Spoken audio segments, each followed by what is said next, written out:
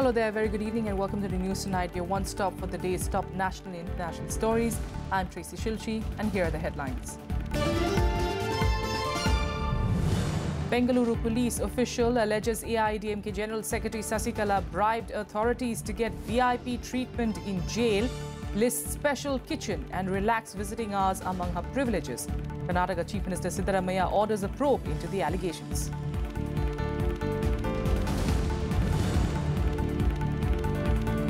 Curfew in Shopian town and restrictions imposed in many parts of Kashmir after a strike called by the separatists. Strike disrupts normal life in the valley and restricts movement of vehicles in 7 police station areas of Srinagar.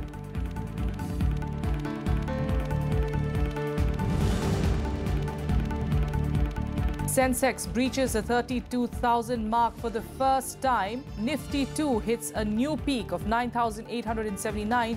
Gains come on the back of retail inflation hitting a record low and renewed hopes of a rate cut by the Reserve Bank at its policy meet next month.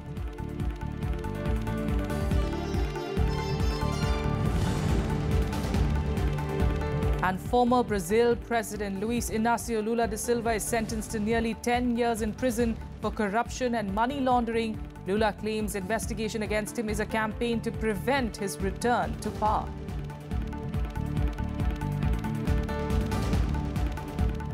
And speaking of power games, AIADMK chief VK Sasikala has been accused of getting royal treatment in the women's cell of the Karnataka jail. A senior police official on Thursday reported that Sasikala paid 2 crore rupees as bribe to jail authorities for special privileges. Karnataka Chief Minister Siddaramaiah has ordered a high-level inquiry into the allegations. A senior police official on Thursday alleged that AIADMK Amma faction leader VK Sasikala is getting preferential treatment in the Bengaluru Central Prison. Deputy Inspector of General Prisons D. Rupa made the allegations in a report submitted to the DGP.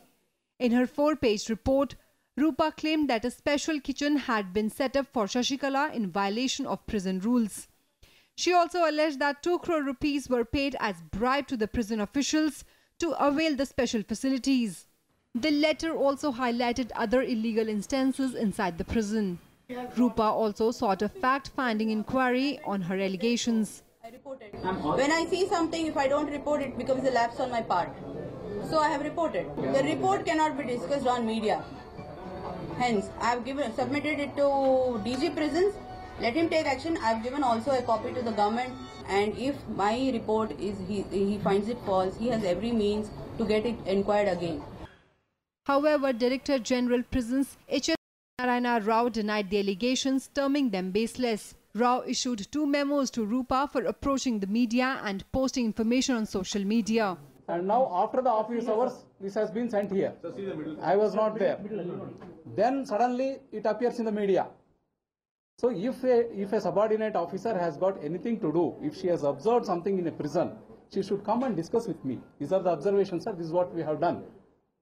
Even if she thinks there's an allegation against me, also she can tell me, sir, this is what people are talking. We don't mind. I am open to investigation.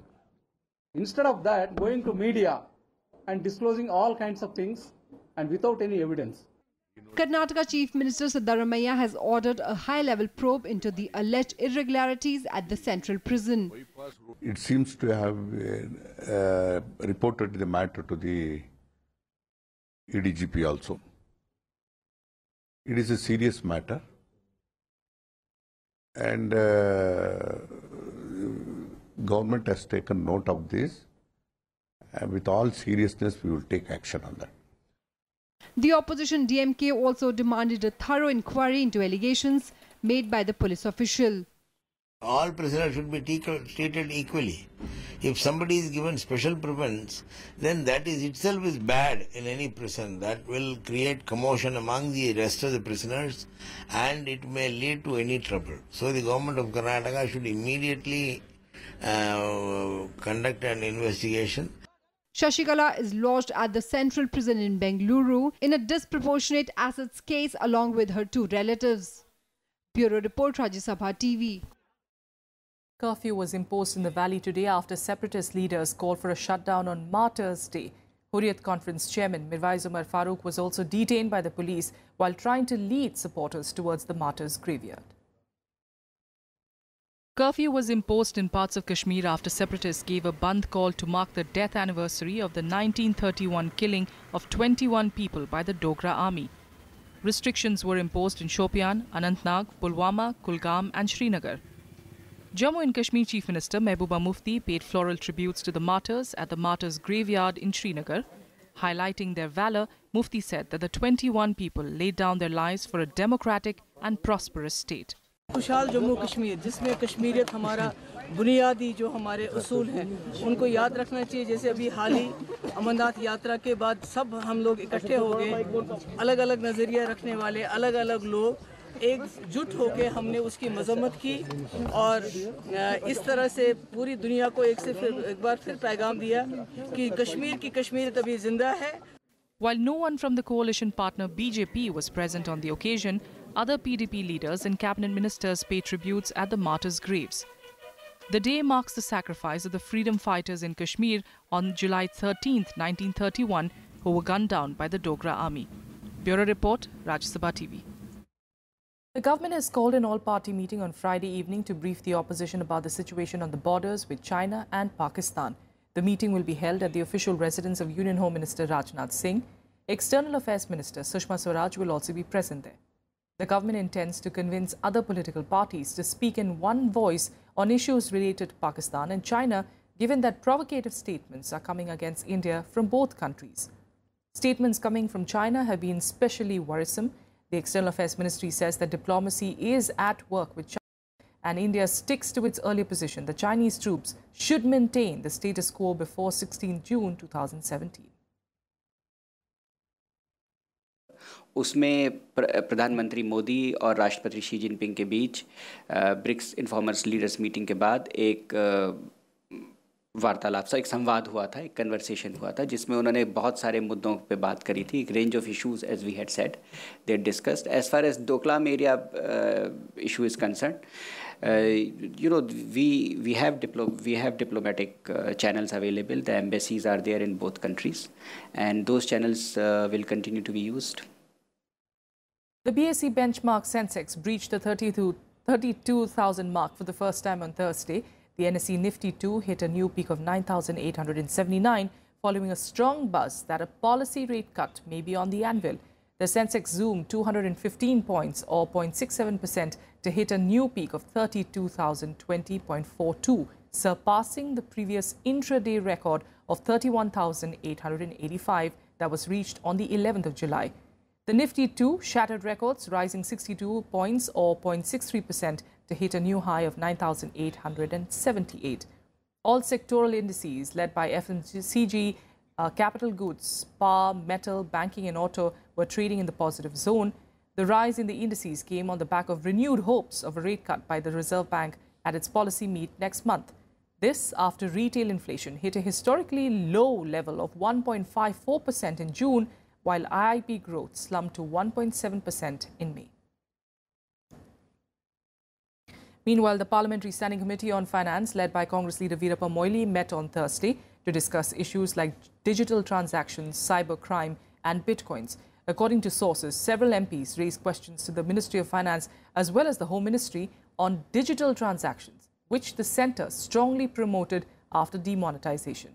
The highly debated virtual currency Bitcoin was also discussed at the meeting. Companies dealing with Bitcoin are being kept under watch by the government and the Interdisciplinary Committee of the Finance Ministry. There were also concerns about the recent attack on computer networks around the world. A TMC leader suggested a separate cybersecurity ministry to deal with such situations. The government also asked the general public if virtual currency should be banned or made self-regulatory. Representatives of the CBI, Policy Commission, Reserve Bank of India, Electronics Department, Intelligence Bureau were also present at the meeting. In other news, the National Green Tribunal on Thursday banned the dumping of any kind of waste near the Ganga. The NGT has directed authorities that no waste dumping should be allowed within 500 meters from the edge of Ganga River in Unnao and Haridwar and imposed a penalty of 50,000 rupees on those who violated the order. It also clearly stated that the 100 meters distance from the edge of the river will not be used for developmental purposes. It has also directed the governments in Uttar Pradesh and Uttarakhand to formulate guidelines for religious activities on the ghats of Ganga or its tributaries. The top Green Court has also called for strict action against those who violate its order.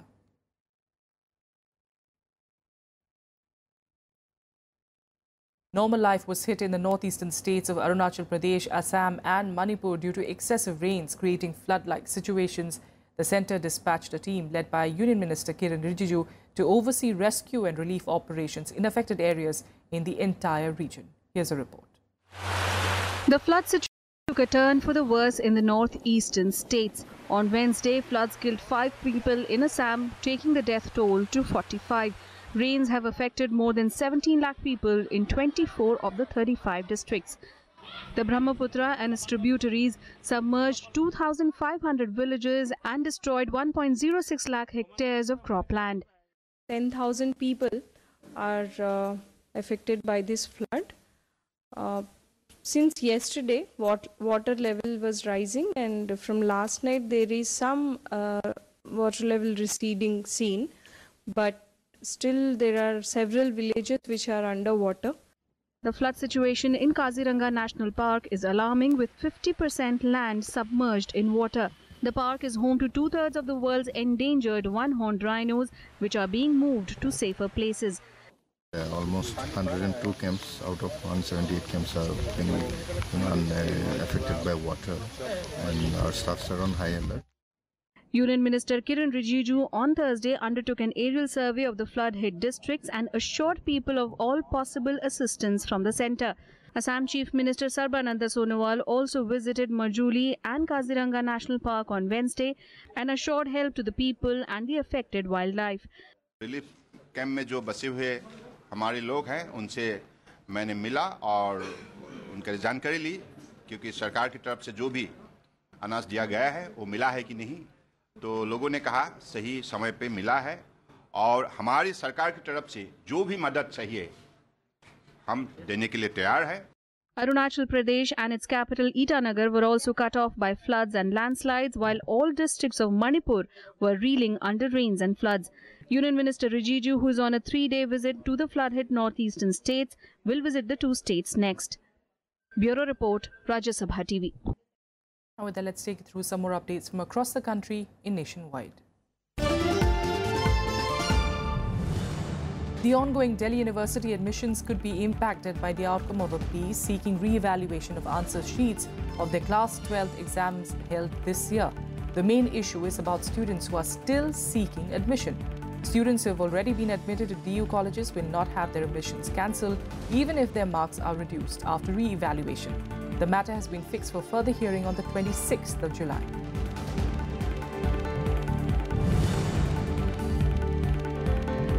Eleven Indians were killed in a fire in the southern Saudi city of Najran. The Indian consulate in Jeddah is providing all assistance to the families of the deceased and those injured. 5 Indians were injured in the blaze that ripped through a windowless house where the workers were staying.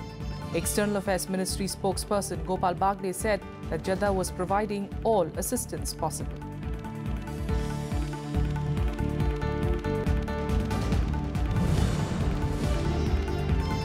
The Supreme Court dismissed industrialist Naveen Jindal's plea seeking to challenge a trial court's order in the High Court in connection with a coal block allocation scam. The Apex Court said that the accused cannot challenge any special court order before the High Court during the trial. Besides Jindal, the case also involves former Minister of State for Coal Dasari Narayan Rao and ex-Jharkhand Chief Minister Madhu Kora as accused.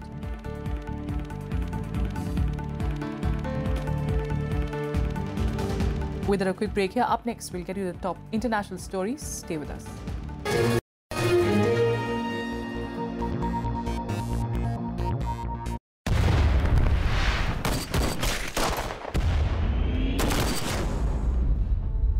I think they're ready to surrender. INA की बागी फौजियों पर अंग्रेज देशद्रोह का मुकदमा चलाएंगे। उन तीनों के बचने के चांसेस कम हैं। ये कोई आम केस नहीं, कोर्ट मार्शल है। बोला भाई, एक केस आप कांग्रेस के लिए नहीं, सुभाष बोस के लिए लड़ी। Lieutenant Gobak Singh Dhillon, Captain Shah Nawaz Khan, Captain P.K. Sehgal, Section 41, waging war against the king. You are charged with murder. Do you plead guilty to the charges read out? ईमानदारी से आजादी के लिए लड़ने वाली अगर कोई फौज है तो उसका नाम है आजाद हिंद फौज. The safety, honor and welfare of your country comes first, always. British Indian Army hand you over to the Japanese Imperial Army. Hindustan और अंग्रेजों के बीच एक धागा था, वो टूट गया. इस बार कुछ ऊपर नीचे हुआ तो देश में बवाल मच जाएगा. अब जनता किसी अंग्रेज को नहीं छोड़ेगी. रात दिन अपने सीने विच वजदी आजादी दे राग नु बंद कर ला. अंग्रेजी अफसरों ने साडी हिफाजत नहीं की तो वो हमारी वफादारी के हकदार किस तरह हो सकते हैं? आज हिंदुस्तानी फौज के पास अपना असली मकसद है, हिंदुस्तान की आजादी. तुम मुझे खून दो, मैं तुम्हें आजादी दूंगा. ये मुकदमा पूरी इंडियन नेशनल आर्मी का है. क्योंकि हमने वो दिन देखा है जब हमें ऐसा लगा था कि हमने हिंदुस्तान को वाकई आजाद कर दिया.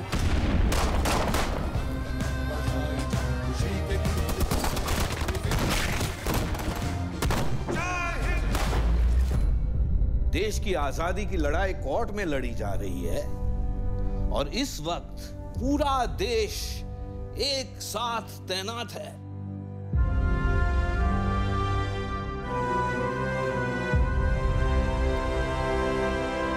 This trial and its judgment shall be remembered throughout history.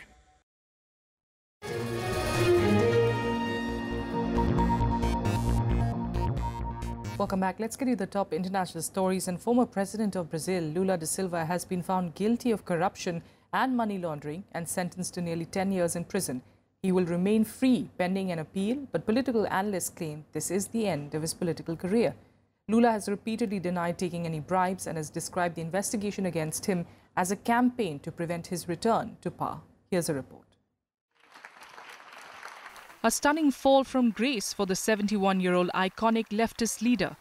Former Brazilian President Luiz Inácio Lula da Silva was convicted and handed a 9.5-year prison term on Wednesday for allegedly receiving about $1.1 million in improvements and expenses from a construction company for a luxury seaside apartment.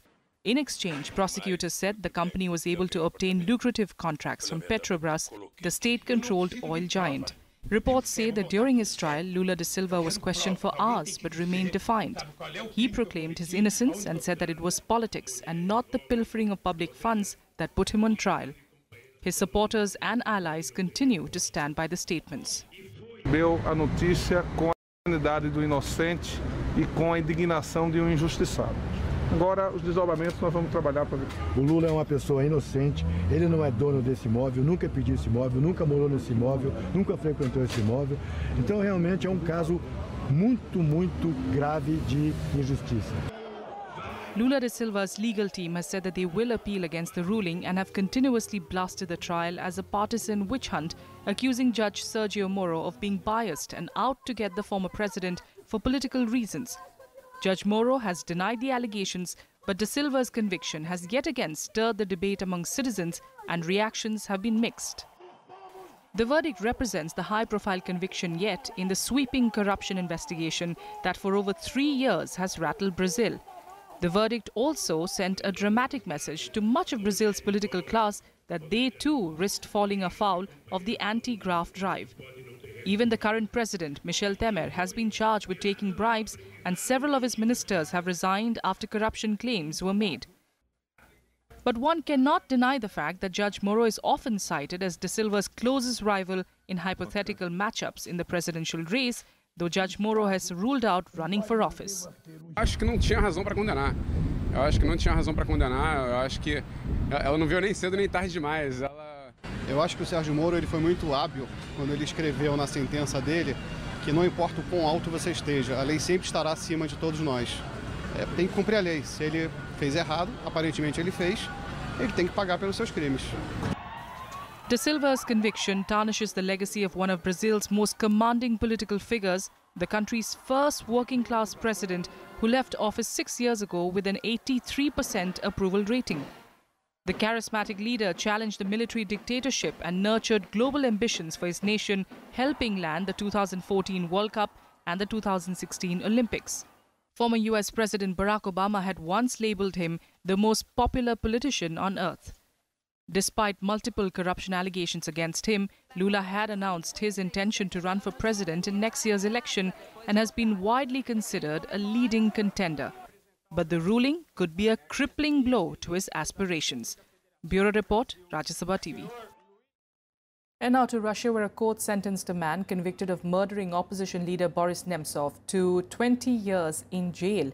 Nemtsov, one of Vladimir Putin's most vocal critics, was murdered in 2015. He has been working on a report examining Russia's role in the conflict in Ukraine. The court handed the longest sentence of 20 years to Zaur Dadayev, a former soldier in Chechnya, and the man state prosecutors said who pulled the trigger. The other 4 Chechen men convicted of being his accomplices received jail sentences ranging from 11 to 19 years. But the late politician's allies said that the investigation had been a cover-up and those who ordered his killing still remained at large. State prosecutors said that the group had followed Nemtsov around the Russian capital and had been promised a bounty of 15 million rubles. Ну, что можно сказать по поводу приговора? Самое главное, его ущербность в том, что на скамье подсудимых так и не оказались ни организаторы, ни заказчики. И именно в этом направлении мы, как представители Жанны Немцовой, будем прикладывать все максимальные усилия дальше. Очень надеемся, что организаторы и заказчики, рано или поздно, они точно предстанут на скамье подсудимых, и они получат больше. Конечно, я за свои слова отвечаю. Я не прокурор, не следователь, я как человек кавказской национальности, и брат Заура Дада. Если Заур Дада этого сделал бы, мой брат, я бы никогда сюда не приехал и перед прессой. Мой брат честный, очень исключительно мужественный человек, я считаю. More developments from across the world in Global Buzz. US President Donald Trump said in an interview on Wednesday that he has a good relationship with Russian President Vladimir Putin after the two met for more than 2 hours in Hamburg last week. Trump also said that he felt Putin would have preferred Hillary Clinton's win in last year's election, even though US intelligence says that the Russian leader directed a covert effort to help defeat the Democrat.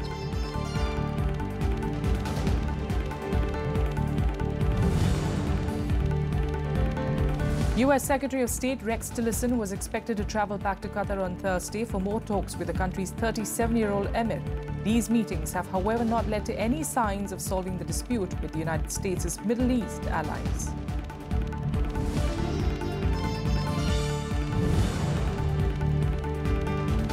A bill to convert EU law into British law has been published.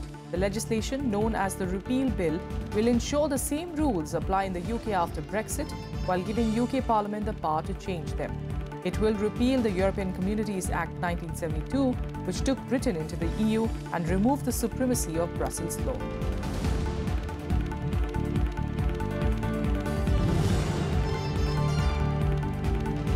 China's most prominent human rights and democracy advocate, Nobel laureate Liu Xiaobo, died on Thursday. The 61-year-old Liu was serving an 11-year prison term for inciting subversion of state power. He was recently moved to a hospital in Shenyang due to a terminal liver cancer. Following his death, the Nobel Committee said that the Chinese government bears a heavy responsibility for the death.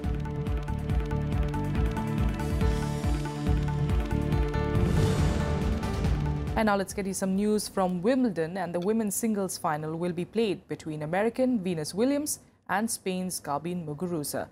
Muguruza reached her second Wimbledon final in 3 years with a thumping 6-1, 6-1 win over Slovakia's Magdalena Rybarikova on Thursday. The Spaniard needed just 64 minutes to send off the 87th-ranked Rybarikova, who had beaten third-seeded Karolina Pliskova and American Coco Vandeweghe on her way to the final. But she was no match for Muguruza, who was 3-love up just 10 minutes into the match. She adopted an aggressive approach against the opponent, who looked nervous to be playing the biggest game of her career.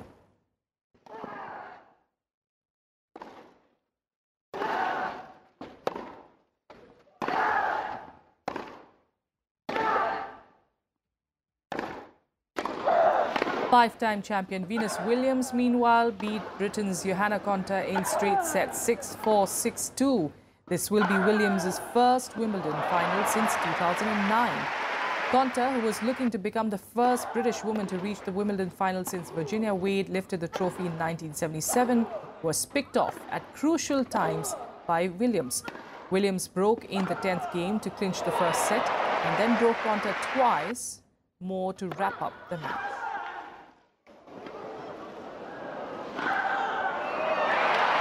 Game's second match, Miss Williams, 6-4, 6-2. That's it on the news tonight from the entire team here. Good night.